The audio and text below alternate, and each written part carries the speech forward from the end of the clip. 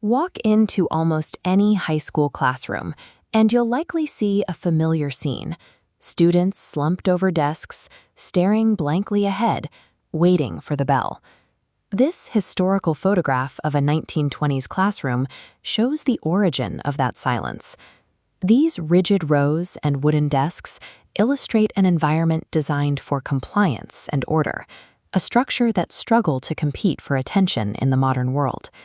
Teachers recognize the disconnect, but when they look for ways to pull students back in, they are often met with a barrage of overlapping advice. One suggests adding points and badges. Another recommends finding an educational game. A third suggests learning through play. Treating these three concepts as interchangeable creates confusion.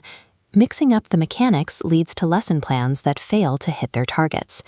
To build a better strategy, we have to isolate each method, starting with gamification.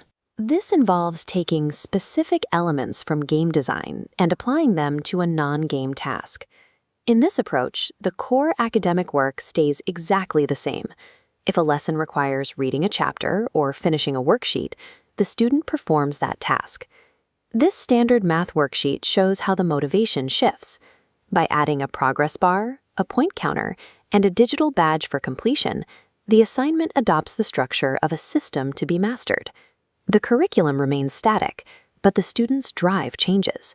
They are no longer just finishing a paper, they're progressing through a series of unlockable rewards. Game-based learning moves a step further. Here, students learn the material by playing a game explicitly built to teach that content. The game's rules and immediate feedback loops act as the teacher. Students gain knowledge by interacting with the mechanics of the game world. Instead of reading about ancient history, a student might navigate a civilization through a simulation, solving resource problems and facing the consequences of their decisions. In this methodology, the academic lesson and the gameplay are fused. You cannot remove the learning from the experience without breaking the game itself. Finally, we have play-based learning. This is a student-led inquiry driven by imagination and tangible materials. Play-based learning lacks pre-designed rules, win conditions, or scoring systems. It relies on curiosity rather than a structured path. The teacher moves into the role of a guide, observing the students' interactions and asking open-ended questions to deepen the experience. This approach trades external structure for extreme autonomy, allowing students to build comprehension through their own creative exploration.